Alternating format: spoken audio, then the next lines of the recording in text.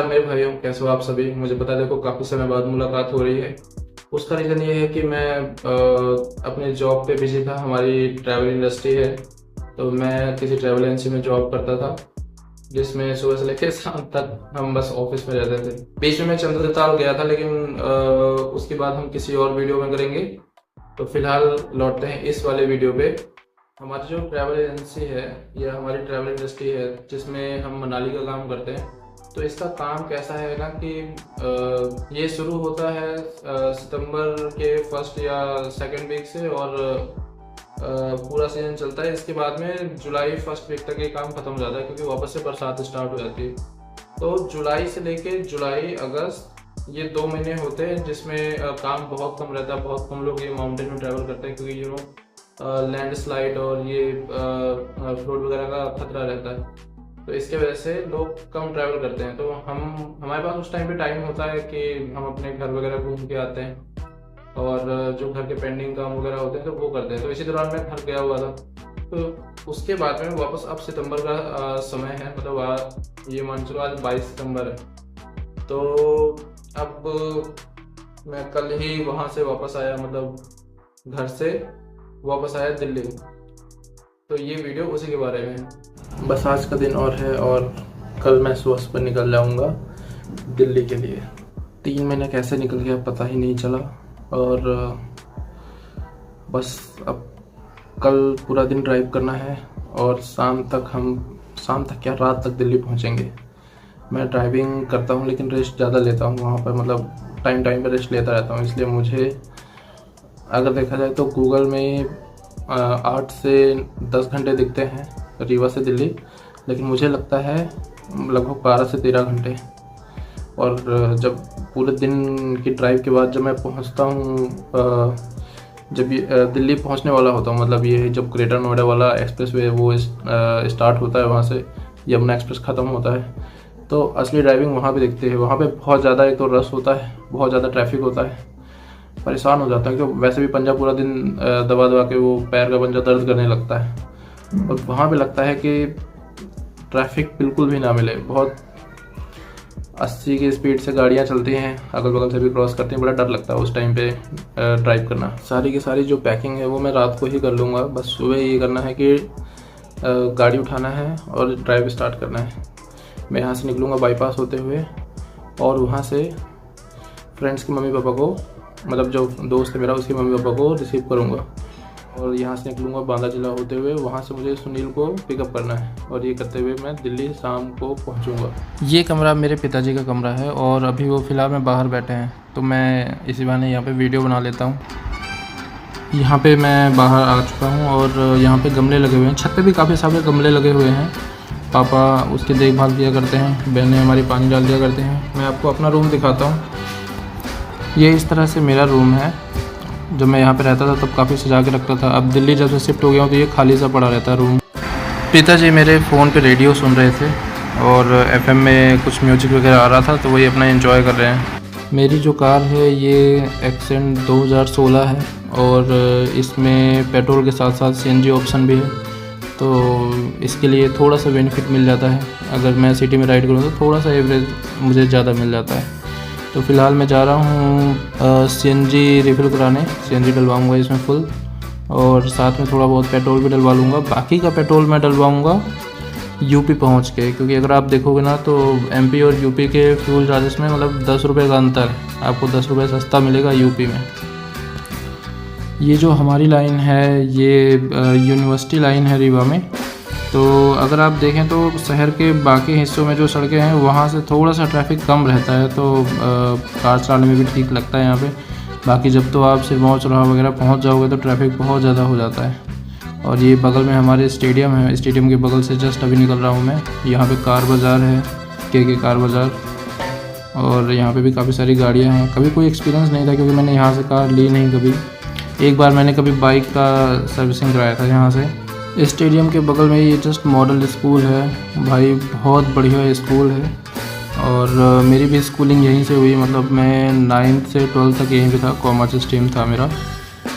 और अगर आप एडमिशन करवाना चाहते हैं तो नो डाउट बहुत अच्छे स्कूल है।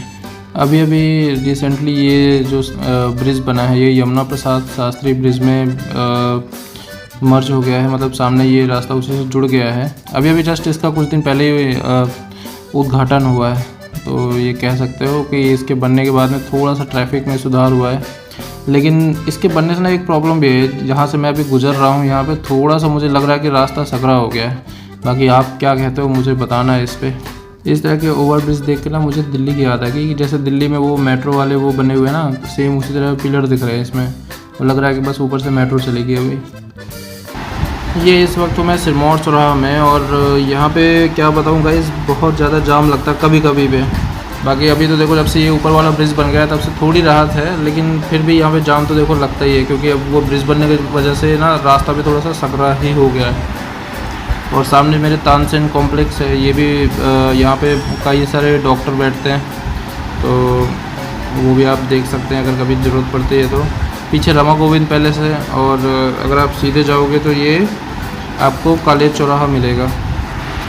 भाई रात को क्या था ना कि प्लान था कि जल्दी सो जाऊंगा ताकि सुबह जल्दी उठ पाऊँ, और फिर यही सोचते सोचते 12 बज गए, और मैं 12 बजे के टाइम पे मैं सोया और फिर सुबह 3 बजे उठ गया। भाई जल्दी जल्दी रेडी होके 4 बजे तक अभी घर से निकला हूँ, तो देखो बहुत ज़्यादा नींद आने वाली है मुझे लगता है रास्ते में।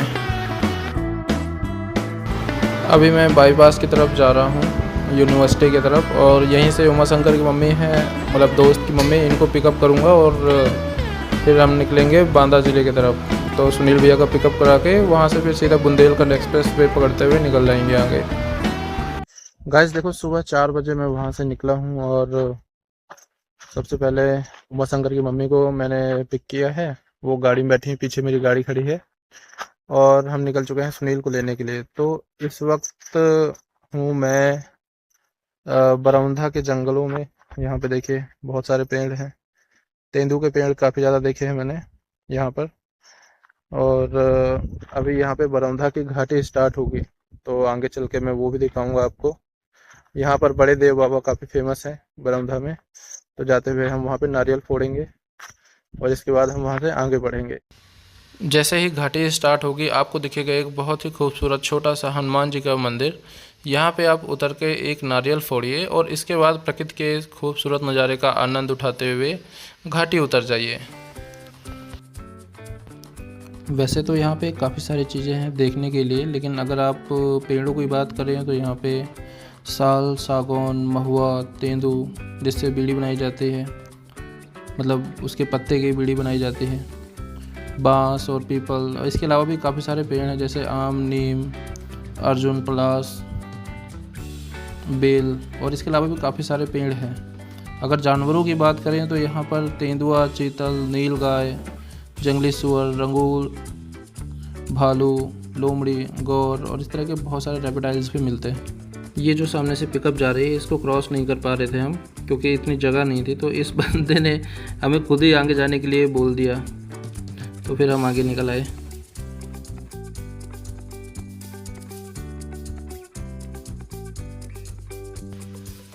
घाटी उतरने के बाद में हम पहुंचे सुनील भैया के गांव में, और यहां से सुनील भैया को पिकअप किया। इसके बाद हम निकल पड़े बुंदेलखंड एक्सप्रेस वे की ओर, जिसके दौरान हमने बहुत ही खूबसूरत पेड़ पौधे, जो कि दोनों ओर से पेड़ लगे हुए थे, एक बहुत ही अच्छा नज़ारा प्रस्तुत कर रहा था। बुंदेलखंड एक्सप्रेस पहुंचने से पहले हमने एक जगह गाड़ी रोकी जहां का समोसा और चाय, कुल्हड़ वाली चाय काफ़ी ज़्यादा फेमस थी, लोग दूर दूर से आते थे यहाँ पे। तो हमने भी यहाँ पे चाय वगैरह पी और ब्रेकफास्ट किया। समोसा हमने लिया, 25 रुपये का एक समोसा था यहाँ पे, बट एक बार एक समोसा खाने पर आपका पेट भर जाएगा। रेफरेंस के लिए यहाँ पे एक साइन बोर्ड लगा हुआ है, तो आप इससे अंदाज़ा लगा लेना कि शॉप कहाँ पर है। चाय, समोसा, कुल्हड़ वाली चाय बहुत मस्त है, बहुत बढ़िया चाय थी, अच्छी चाय थी। समोसा भी काफ़ी बढ़िया था, दही के साथ किया, दही और क्या मिलाया था, छोले। हाँ, समोसा कितना बड़ा था? 25 रुपये का एक समोसा था, उसमें मटर के साथ से लाख गुना अच्छा था। लेकिन हाँ अच्छा था। ये भीड़ लगती काफ़ी यहाँ पे, काफ़ी भीड़ लगती है यहाँ पे। भाई साहब नींद आने लगी थी, 5 घंटे हो गए हैं ड्राइव करते हुए, और समय हो गया है सुबह के 9:40 या 10 के लगभग बज रहे होंगे अभी तक। रास्ते में हम रुके हैं एक टी ब्रेक के लिए, पानी वगैरह पी के हम वापस से अब जाएंगे। बांदा जिले वाली वो छोटी सड़क को छोड़कर इस वाली सड़क पे आएंगे, मतलब इस बुंदेलखंड एक्सप्रेस वे पर आएंगे तो आपको क्या बताऊं, क्या ही नज़ारे देखेंगे। आप देख सकते हो खुला आसमान है, चौड़ी सड़क है, मतलब 4 लेन की सड़क है। ना तो आपको कहीं गड्ढे दिख रहे हैं, ना ही कोई दिक्कत है, ना ही ट्रैफिक है। तो भाई कार चलाने का असली मज़ा यहीं पे आता है। और वास्तव में ये जो सड़क है ना, ये इसके बनने के बाद में दिल्ली और ये बुंदेलखंड या यूपी या हम जहाँ से हम हैं, यहाँ पे दूरी बहुत कम हो गई है। पहले इसमें 1-1.5 घंटे और लगते थे और अब तो आप देख ही सकते हैं। हालांकि काफ़ी सारे लोगों ने मुझे कहा है कि यहाँ पर जो टोल लगता है, ये टोल बहुत महंगा है यहाँ पे, इसलिए यहाँ की सड़कें खाली रहती हैं।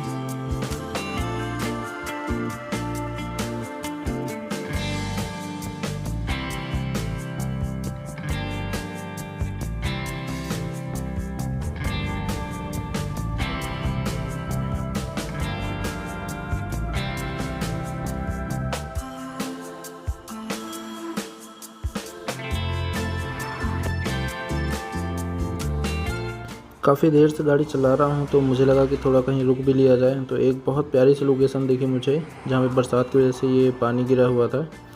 तो यहाँ पे एक बहुत ही अमेजिंग व्यू दिख रहा था। तो यहीं पे मैंने गाड़ी रोक ली और फिर यहीं पे हमने लंच भी किया दोपहर का, जो कि हम घर से लेके आए थे। और इसके बाद में फिर हम वापस आगे के लिए निकल पड़े। इस वक्त हम रुके हुए हैं मैजिक फूड जोन पे, क्योंकि आगरा एक्सप्रेस पे अगर आप दिल्ली तरफ से आओगे तो ख़त्म होते ही लगता है, तो रीवा की तरफ से आए तो अभी ये शुरू हो रहा है। काफ़ी देर से ड्राइव कर रहे हैं। तो ये एक फूड जो मिला है, तो यहाँ पे हमने अभी चाय वगैरह भी प्रॉपर रिफ्रेश हुए हैं और अब यहाँ से दिल्ली जाएंगे, जो कि लगभग 200 किलोमीटर है। अंधेरा हो ही जाएगा। ये है मेरे पीछे फूड जोन। चाय पिया हमने, चाय अच्छी थी यहाँ की। ये जन सुविधाएं वगैरह दिया हुआ है। यहाँ पे क्या दूर से आदमी आता है तो पैसा कहीं दूर से आदमी आता है तो थोड़ा बहुत रेस्ट करने को हो जाता है, अपना रिफ्रेश हो गए फिर आगे बढ़ लिए।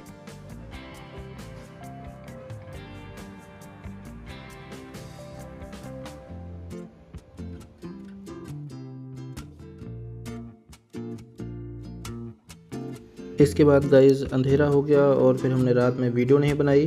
तो यहाँ तक का वीडियो अगर आपको पसंद आया हो तो hit the subscribe button, subscribe ज़रूर कर लेना।